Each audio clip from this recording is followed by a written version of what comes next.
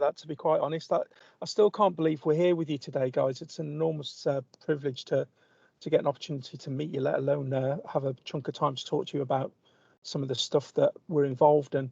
And we're really fortunate to have my partner in crime here. I described Nikki as like, you know, the other half of Ant and Deck partnership that we've got going here, and we're on a bit of a meteoric rise to fame at the moment, just because of the content we're putting out and we're training people up in, and it does feel very much like an Ant and Deck experience to me. But Nikki, bless, is actually on annual leave this week, and she's poised to take her mum out for a birthday meal the very second we finish this session. So I can't believe we've got her. Nikki and I normally do this session as a double act because we're both passionate about the science of kindness and positivity.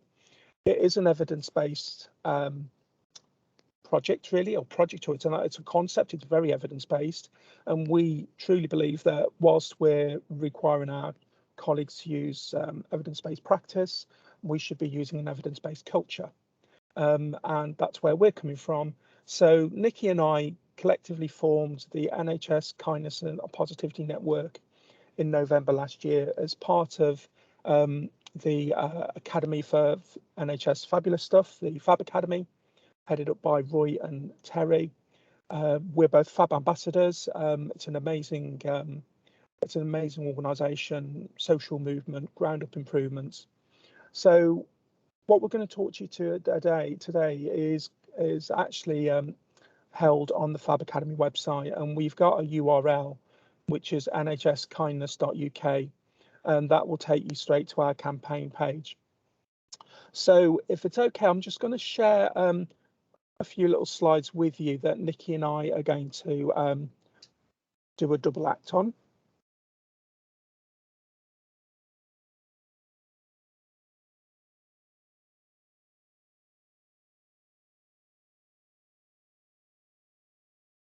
Can everybody see our slides? Yep, lovely. Thanks, Kerry. So yeah, that's brilliant. Well, thank you for the slot, guys. So I'm from NHS E&I. I work with the emergency care improvement support team. I've had a great interest in kindness and positivity over the last kind of 15, 20 years, really. But it's only been over the last 5 years or so I've started to use it in my improvement practice. And that has led to unprecedented results in terms of patient outcome, staff experience and operational performance. So it's an amazing thing that we've just kind of gone from there. And Nikki, do you want to say hi, give us a wave and tell us where you're from? Hello, yeah, so my name's Nikki and I'm currently a clinical site manager over at the Maidstone and Tunbridge Wells sites. I started with a really keen interest in sort of culture shifting about sort of 3 to 4 years ago, when I experienced quite low morale in the workforce where I worked when I used to work on gynecology, when I was a ward manager. And I connected with Paul, and that's where we started our sort of partnership in culture shift and great place to work. So I've been working with him now for a few years on this particular concept, which I'm really excited to share with you all today. Brilliant, thanks, Nikki. And Nikki was our national pilot site for NHS Great Place to Work. So we're still eternally grateful for her to take a bit of a risk on a bit of a wacky idea, but that's fantastic. So right, has the slide changed, guys? Can you see the next slide says we challenge you? Yeah, we've got any thumbs up there? Kerry, yep, you give me a nod, brilliant. So we would genuinely like to challenge you today, guys, to choose kindness and positivity as the means to be your best self and to help others do the same. Now that might sound quite a nice thing to do, and it is, but the reality in terms of how we do this means a complete difference that can be experienced by our patients and service users. It's not just a nice thing to do. We've seen that it can profoundly change the quality of what our service providers are delivering, our communities, our colleagues out there on the front line. And we have a new network that we just mentioned. We set up our kindness and positivity network, and we wanted that to deliver 3 things for us. The first thing is to actually get these concepts we're sharing with you today out to as many people that are prepared to listen. So give kindness training, give training in the science that underpins kindness and positivity. We wanted to provide a forum for like-minded people to come together and share lived experiences around kindness and positivity from their workplace. And we wanted to create and support a network of kindness and positivity coaches. Now, that is not teaching people how to be kind. It is teaching people about the science of kindness and positivity and how to introduce that to their workplace. So our why for doing that, our key reason for doing that is we truly believe, and this is the context of our work, every patient and service user deserves the quality of care that we would expect for ourselves and a family. But to have even a little hope of doing that, we have to create the right environment, kind and positive culture where our colleagues can be at their best, and then the rest of all the things we're trying to deliver in terms of quality and experience will follow. And what we know from the research is that a kind and positive culture leads to a happy team. And if you look at the research again, it's very clear in the evidence. Our happiest teams take 1/10 less sick leave than their least happy colleagues. So just think about that for 1 minute. If somebody came to you as nurse leaders and said, I've got a 6-point action checklist here that's going to dramatically transform your workforce, your patient's experience, and the ability to attract talent and retain talented people within the nursing profession. 1/10, they take 1/10 of the sick leave, short-term sick leave, than the average colleague. They're twice as productive, they're twice as resilient, and they're twice as likely to be promoted according to the evidence around kindness and positivity translated into culture within the workplace. They stay twice as long in their organisations. And we all know, don't we, that for every colleague we have to replace, it costs us 1.5 times our annual salary. And that's not to do with paying the person that's taking on their role. That's to do with the recruitment process to replace them, to onboard them, to induct them, and to get them up to performing standard in our organisation. 1.5 times an outgoing person's salary to replace every person that leaves our organisations.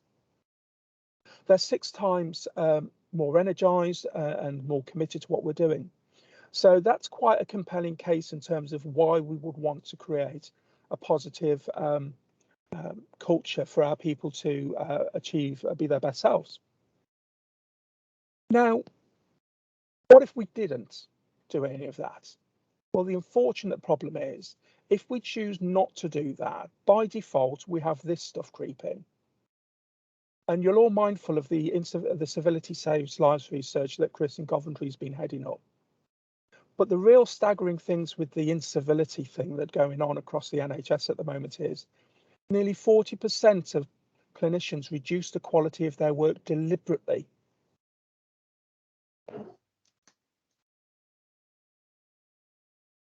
Which is a bit of a problem when you're dealing with patients. So what we're doing, our social movement for kindness and positivity, not only counteracts that, it positively takes you forward in a very, very, very proactive way. So not just mitigating incivility, but transforming the culture in a way that without this kind of technology, it just couldn't happen normally. Nikki. Okay, so kindness is literally contagious. It's the type of thing that will spread from person to person, and it's a choice. You choose to be kind. And the study of the Starbucks effect was quite interesting for myself and Paul. So this is where somebody has pulled up to a drive-through Starbucks, and they've made a conscious choice to pay forward. So they've paid for the person behind. So they put money aside and said, whatever they spend, here's X amount to go towards their order. And that had a complete knock-on effect. So the person behind that had their order paid for then paid for the person behind them. And this went up, I think it was like 200 people. I mean, it literally just kept paying forward. And this gesture of kindness was repeated for about 2.5 hours. So that is a lot of kindness going on. So when you do a random act of kindness, not only does it make the recipient joyful, it makes you joyful. And we know in basic science terms that when you're happy, your body floods with endorphins and oxytocin, making you both feel happier. Now, it doesn't just have a direct effect on yourself and the person that you're doing the random act of kindness for, it also affects those around you. So anybody that witnesses the act of kindness are more likely to perform an act of kindness themselves. So it's literally contagious. And this is where the hyperdiactic spread comes in, where our evidence is gathered. So this is the spread of emotion to person. So you have the potential to give up to 8,000 people, on average, a 10% uplift in your happiness per day. So you think of it as a ripple effect, you know, like when you throw a stone in a lake or in a bit of water and the water just ripples out. This is what happens with hyperdiactic spread. So you're spreading your positive emotions from person to person. Those that are witnessing your positive emotions are becoming positive. They're latching onto that contagious activity and they're becoming more positive and kind and spreading it around. Now, as Paul said, this does have a direct effect on patient care. So when we are looking after our patients, if you have a caregiver that has had a really bad morning, has been shouted at by their senior, or has been dealt a really, really poor hand that day, they're not going to give their best selves to that patient. That patient is not going to receive gold standard care from that caregiver. And that is just evidence. So each happy person, you know, you increase their happiness by about 10%. So John Bradford's 3 degrees of influence, so the first degree is close friends. So if you are happy, 15% are more likely to be happy in your close friend circle. The second degree is friends of friends. So they're going to be 10% happier. And the third degree is friends of friends of friends, who then have a 6% uplift in happiness. So if we think about it from there, you are uplifting thousands of people just by being kind to one. But what we have to remember is the reverse is true. If you are in a negative headspace, if you are not going to be kind, the same amount of people that you would affect with your kindness, you're going to affect with your negativity. And this is behavior breeds behavior. So it's all interconnected. So with behavior breeds behavior, your attitude affects your behavior, which affects someone else's attitude, which affects their behavior. So if you are in a kind, positive, motivating mood, you increase motivation and you inspire action in other people. And I'm not talking massive acts of kindness and generosity, and I'm not asking you to go and, you know, give all your colleagues £100 and go, yep, there you go, have a big spend up. This is saying hello. This is taking a minute to say, are you okay? But the key is you have to be genuine. People will find out if you're disingenuine within seconds. So if you are genuine and saying, hi, how are you? How are you doing? How was your weekend? But be genuine, then you're going to motivate and inspire others. So spontaneous trait transfers. Now, this is something now, if you've been in nursing a long time, which I'm assuming most of you have been, you will have heard of spontaneous trait transference in the way of when you hear someone speaking about you behind your back. Now, I'm sure this has happened to many of us. It's happened to me. And I will give you a quick personal example. I was a Band 5. I just started in a new role on a new ward, getting my feet, trying to understand how the dynamics worked. And I happened to walk past the clean utility room to hear my junior sister talking about me to another staff nurse, and it wasn't lovely. It wasn't nice. It was negative. It was very upsetting. It upset me greatly. I hadn't been there very long, and it was because I was trying to develop new concepts within the ward, which they didn't take too well to because I was new. And that wasn't very nice. And so that put me on the back foot, and that made me feel that I couldn't trust those two members of staff. I felt very disengaged and very, very demoralized.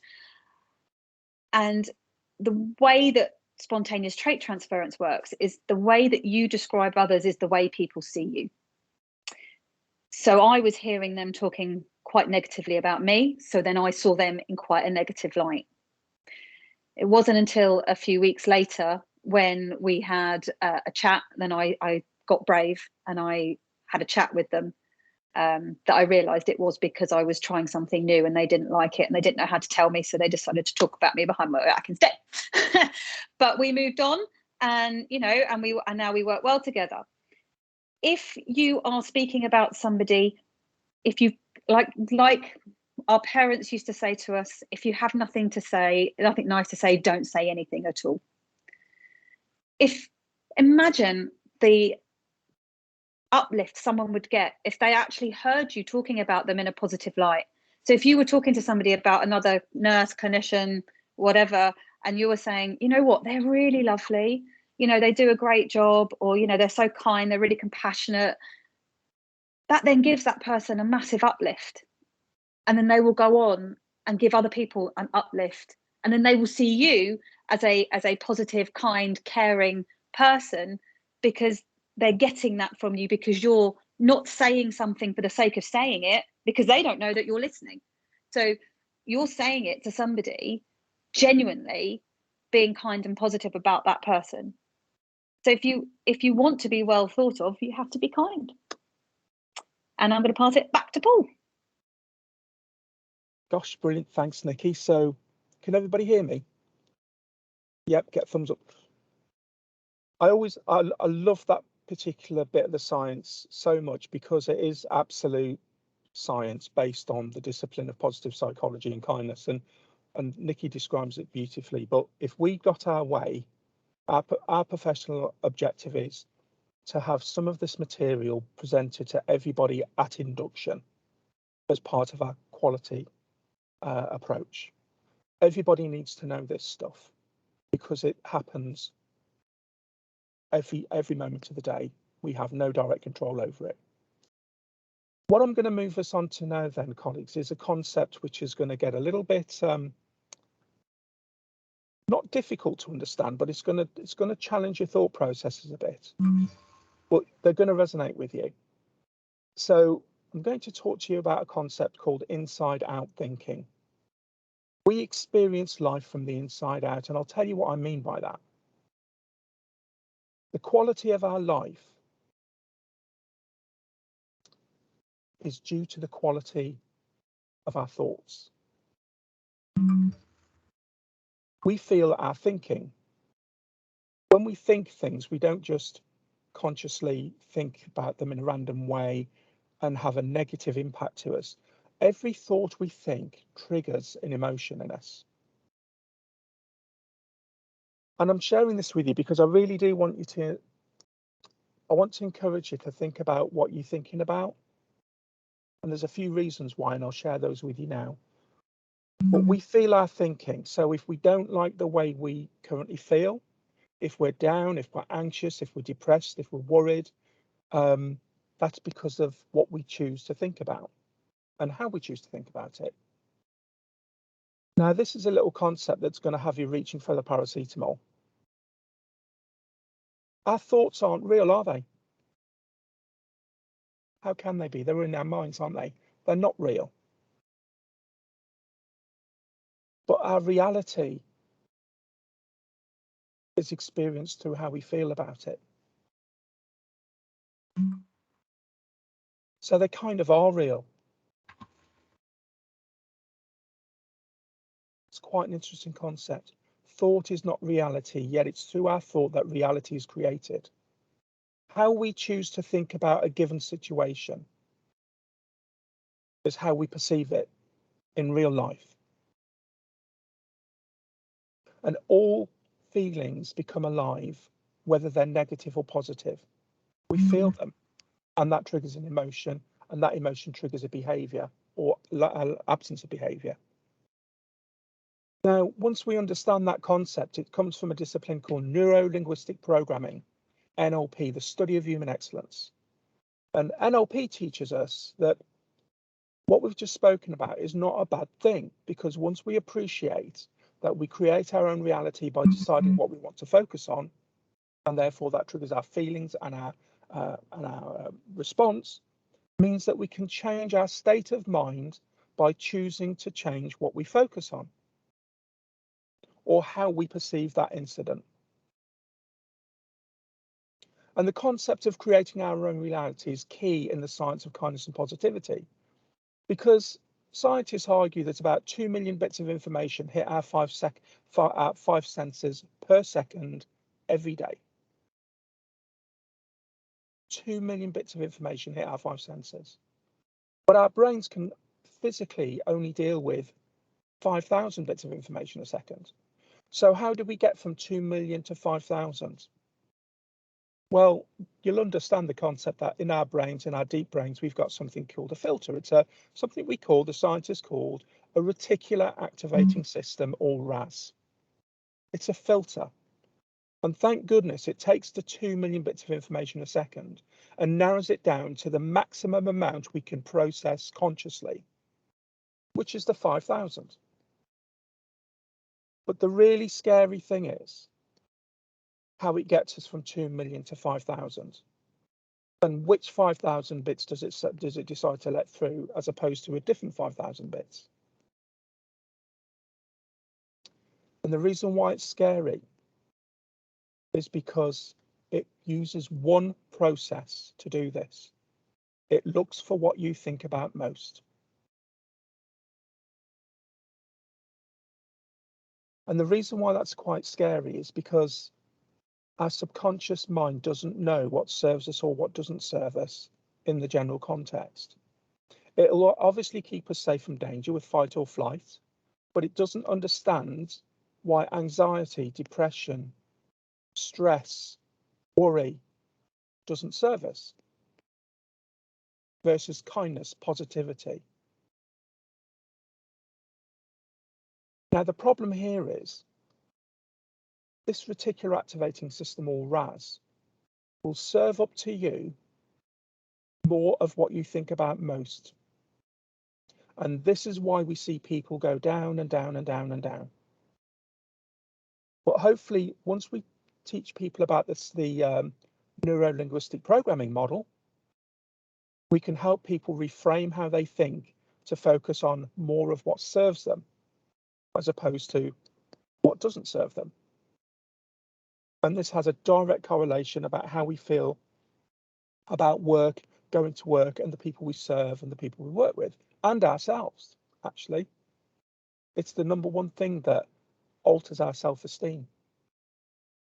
Linking on to that, about 10 years ago, positive psychologists realized that after spending a good few decades thinking that one positive experience cancels out a negative experience, similar way that Nikki described earlier with her experience as a Band 5 nurse. 10 years ago, positive psychologists learned that that was in fact wrong, and they reviewed their evidence.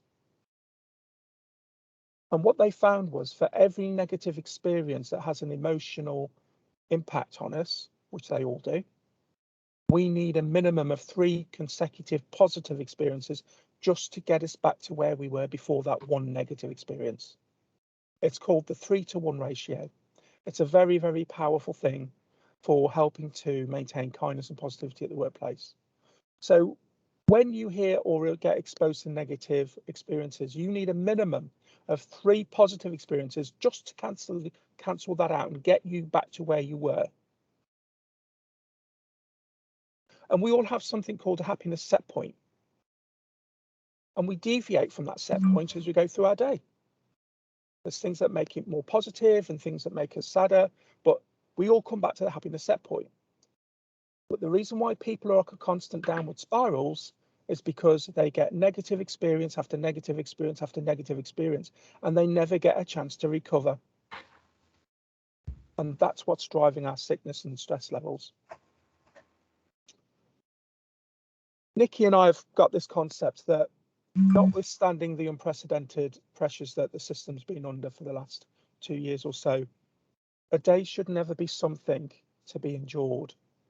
And I know that's easier said than done, but it still holds true.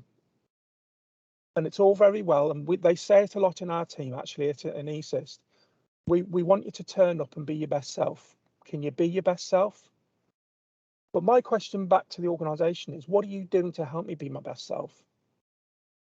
And part of buying into this concept, guys, a day should never be something to be endured for our teams.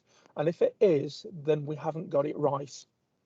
Because the sad reality is that not everybody gets to have a today.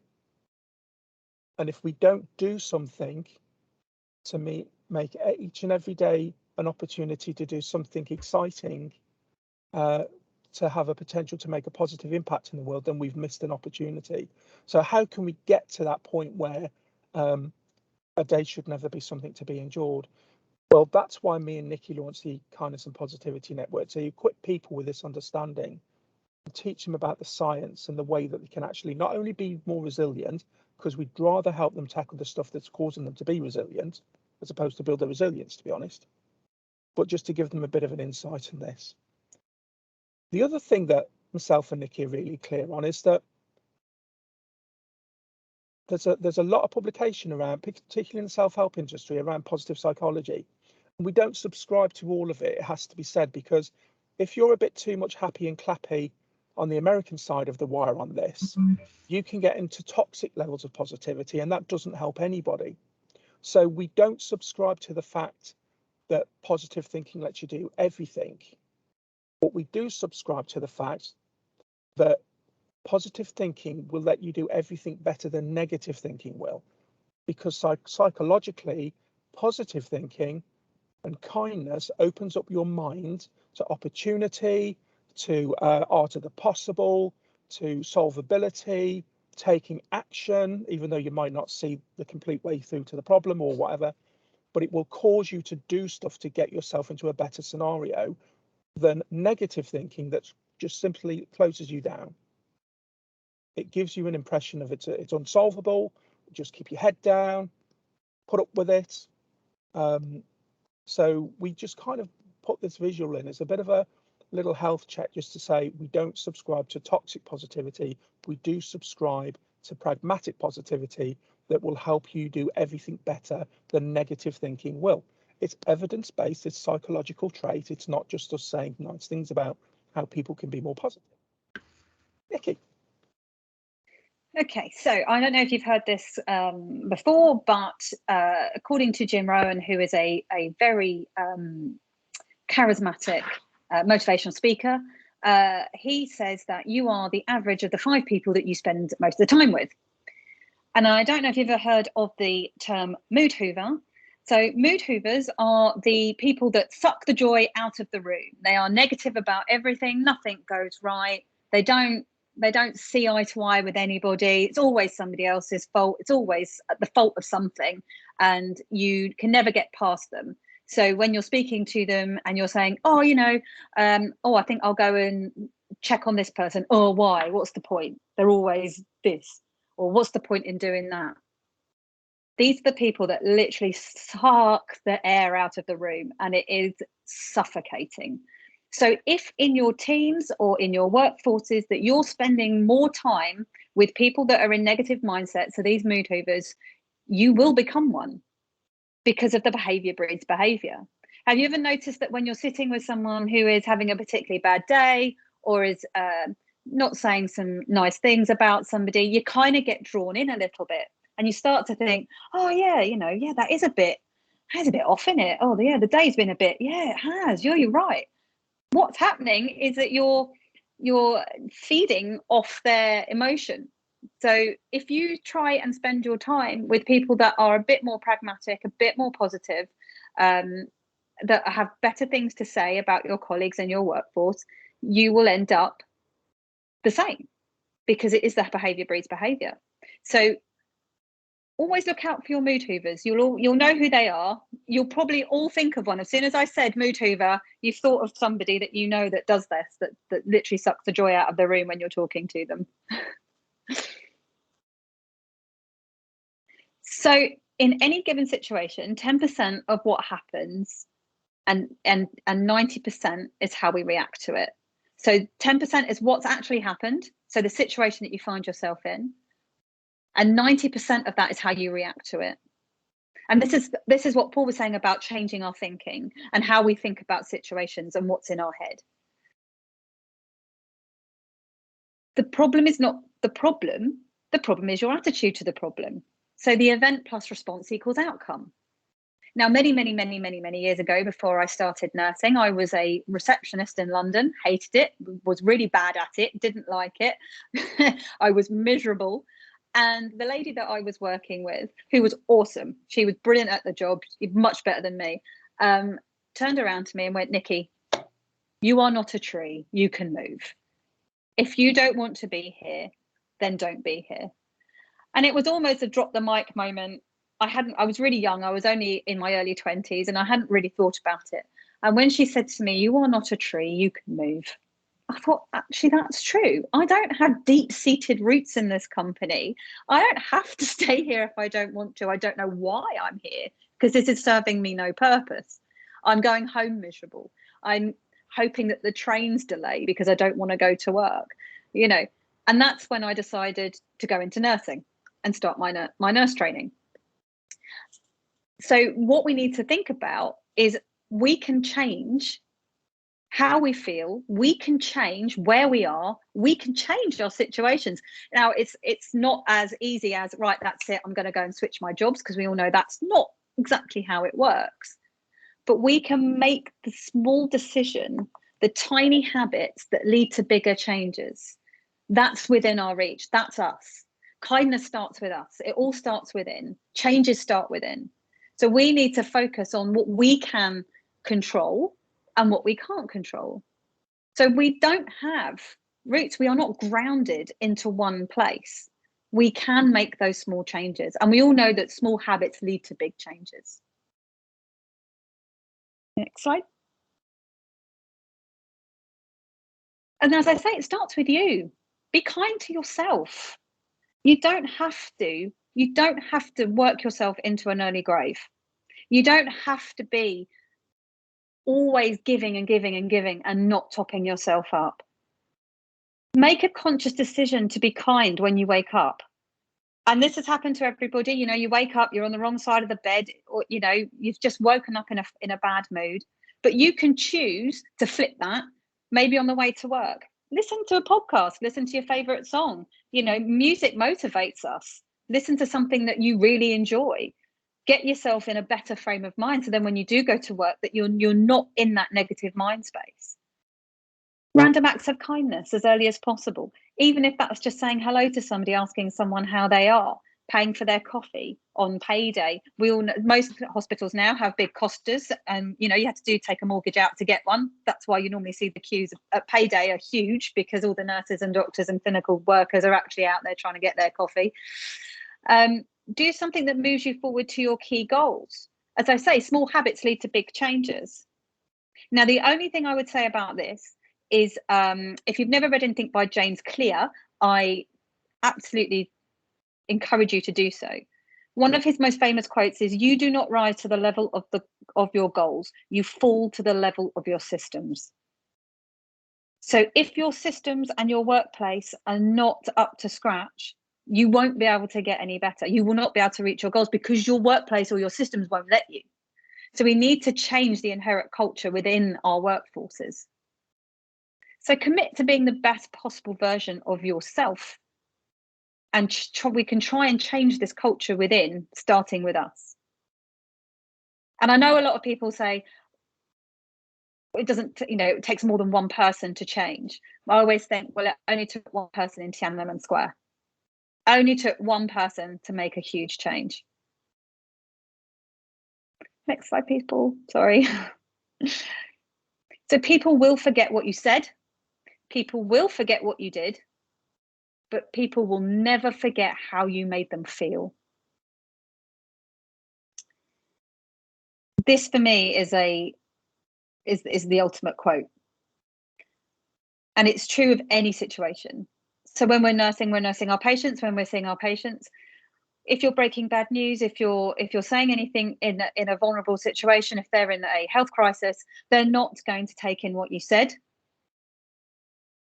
They're just going to hear a blur of words, but they will remember how you made them feel. If you made them feel safe, if you made them feel comfortable, if you made them feel that in that moment of their crisis, that you are the steady hand in that storm. Same with your colleagues, with your team members, making them feel safe, making them feel comfortable, making them feel that their voice is heard. Many times in many appraisals that I've ever been conducting, it's about communication and it's about hearing what your colleagues are saying. So we will always remember how people make us feel. And I think that is one of the big takeaways from today. And that's it from me. Thank you very much. Kerry, thank you so much for that. Thank you, Nikki. That was brilliant. Thank you, Paul. Thank you, Nikki. I know I've got a ton of questions, and I know there's been some